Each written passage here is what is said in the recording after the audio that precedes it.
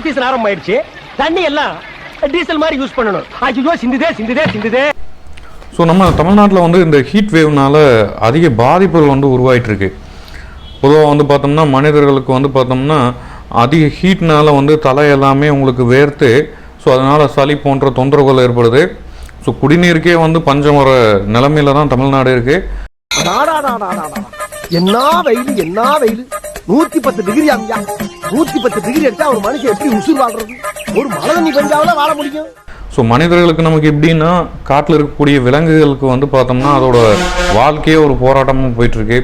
நம்ம பொள்ளாச்சி, ஆனமலை, வால்பாறை சுற்றியுள்ள மலைப்பிரதேசங்களில் வந்து பார்த்தோம்னா அங்கே இருக்கக்கூடிய மான்கள் எல்லாமே தண்ணி இல்லாமல் ரொம்ப கஷ்டப்படுதுங்க. ஸோ ரோட்டில் வந்து டூரிஸ்ட்டு தூக்கி போடுற அந்த குப்பைகள்லாம் சாப்பிட்ருக்கு. ஸோ அதுகளுக்கு உண்ண உணவும் குடிக்க தண்ணியுமே இல்லாமல் இருக்குது. ஸோ இந்த ஹீட் வேவ் வந்து நம்மளால் எதுவும் பண்ண முடியாது. இதை வந்து நம்ம கடந்து தான் போகணும். ஸோ முடிஞ்ச அளவுக்கு எல்லாம் வந்து அதிக தண்ணி குடிங்க. தேவையில்லாமல் வெயிலில் சுற்றுறதை நிறுத்துங்க. உங்கள் பாடியை எப்பவுமே ஹைட்ரேட்டடாக வச்சுக்கோங்க.